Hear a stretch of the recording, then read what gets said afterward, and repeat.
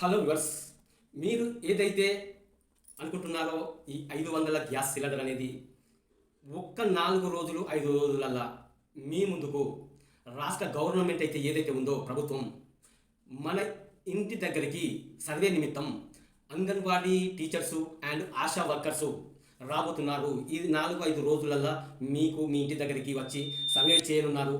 మీరు ముఖ్యంగా ఒక 5 మీకున్నటువంటి గ్యాస్కు సంబంధించిన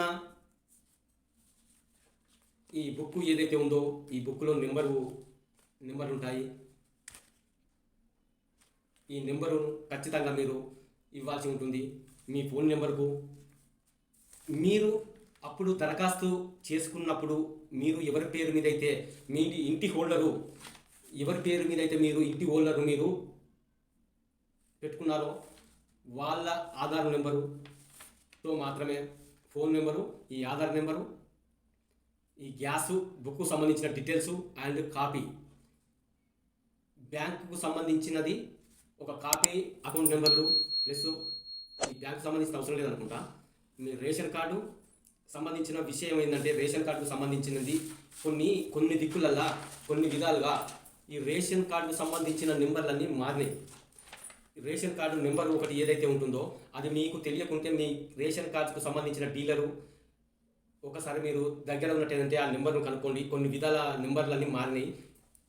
ఈ దరఖాస్తు ఫారంలో కూడా కొందరు తప్పుడు రేషన్ కార్డు నెంబర్ అంటే ఇదివరకు మీరు ఎప్పుడైతే వైఎస్ రాజశేఖర రెడ్డి ఇచ్చిన నెంబర్లు అయితే ఉన్నాయో అవే నెంబర్లో కొందరు తప్పుగా చేయడం వల్ల అక్కడ పొరపాటు జరిగిందనేది చాలా ఇన్సిడెంట్స్ జరిగినాయి.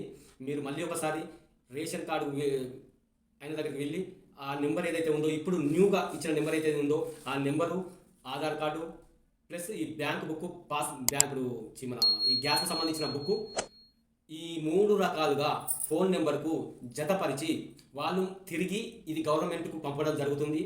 అందులో మీకు ముఖ్యంగా ఈ 3 రకాలుగా ఫోన్కు సంబంధించి లింకుతో చేయడం జరుగుతుంది. లింకు చేసి ఒక యాప్ ఉంటుంది. ఆ యాప్కు సంబంధించిన విషయం మళ్ళీ ఇంకొకటి చెప్తున్నాను వినండి.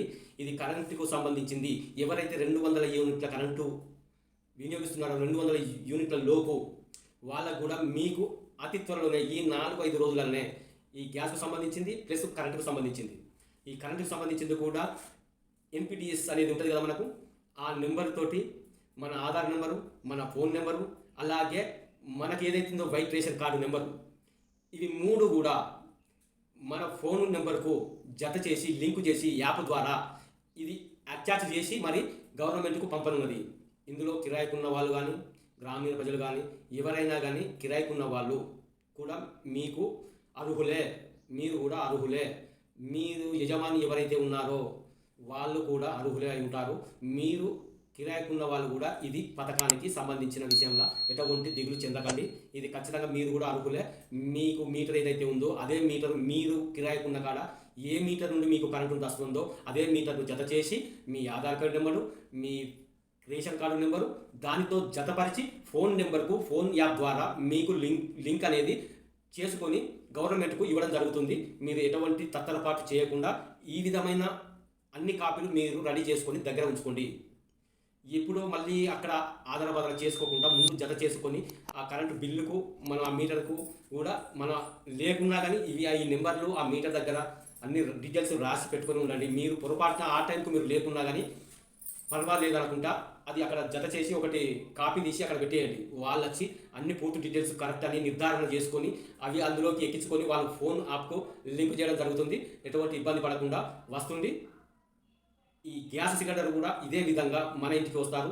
దాని నెంబర్లు కూడా మీరు జాగ్రత్తగా 1-2 సార్లు ఆలోచించుకొని పూర్తిగా డీటెయిల్స్ అనేది ఒక పేపర్లో రాసుకొని ప్రతి ఒక్క నెంబర్ 1-2 సార్లు చూసుకొని పూర్తిగా ఆలోచించి రాసుకొని ఒక మ్యాటర్ అనేది చేసుకొని మీరు ముందుంచుకుంటే ఎటువంటి ఆధారబాధాలు లేకుండా వాళ్ళ అచ్చులతో వెంటనే మనం అన్ని వాళ్ళకు వివరించి చెప్పి పూర్తి డీటెయిల్స్ ఇచ్చి వాళ్ళకు సహకరించి మన వినియోగాన్ని మనం కొనసాగించుకుంటే ఖచ్చితంగా మనకు వస్తుంది.